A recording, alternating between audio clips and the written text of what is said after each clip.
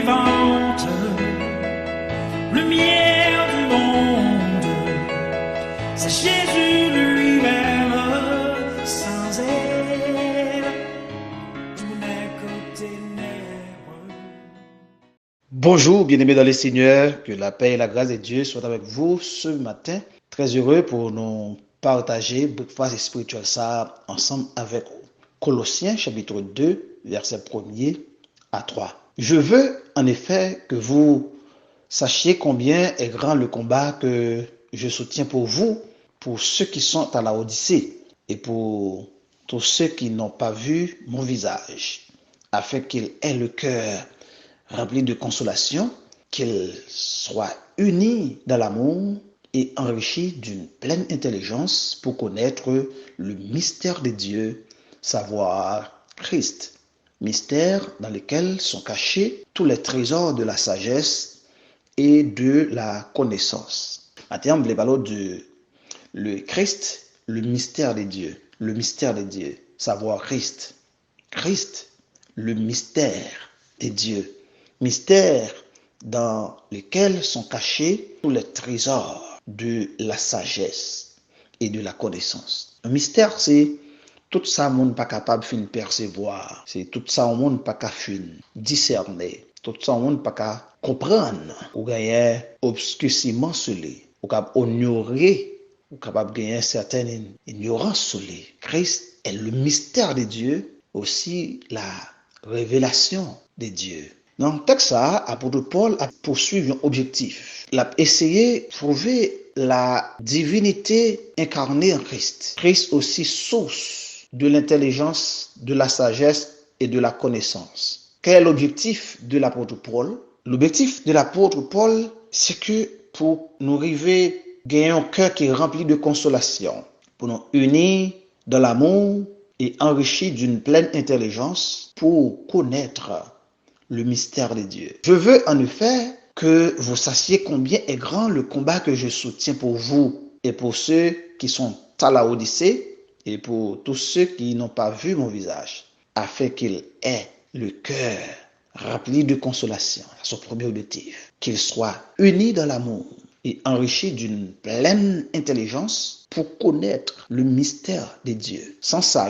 on a toujours dans l'obscurité, on a toujours dans également, nous avons percer Christ étant la divinité étant source de sagesse. Au chapitre 1er, verset 15, le Fils est l'image du Dieu invisible, le premier-né de toute la création, car en lui ont été créées toutes choses qui sont dans les cieux et sur la terre, les visibles et les invisibles, trône, dignité, domination, autorité. Tout a été créé par lui et pour lui. Il est avant toute chose. Et toute chose subsiste en lui. Il est la tête du corps de l'Église. Il est le commencement, le premier-né d'entre la mort, afin d'être en tout le premier. Car Dieu a voulu faire habiter toute plénitude en lui. Voilà le mystère de Dieu.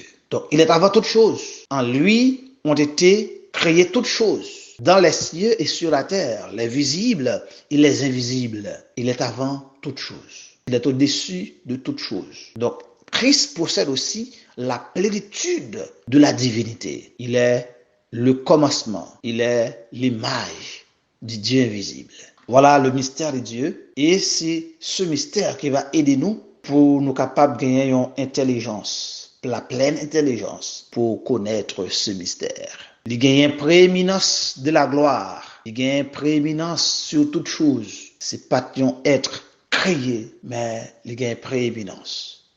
Il gagne domination. Il est élevé sur toute chose. D'ailleurs, c'est par lui et pour lui ont été créées toutes choses dans les cieux et sur la terre. Pour joindre la vérité concernant Christ, Jésus-Christ, premièrement, nous d'accord pour l'ouvrir l'intelligence. Nous comprenons que Christ, c'est pas un simple homme, mais c'était le Fils de Dieu. Le Fils de Dieu cohabité avec Dieu, de même nature que Dieu, de même essence divine que Dieu. Et maintenant, il est la révélation vivante de ce Dieu invisible. En lui sont cachées toutes choses.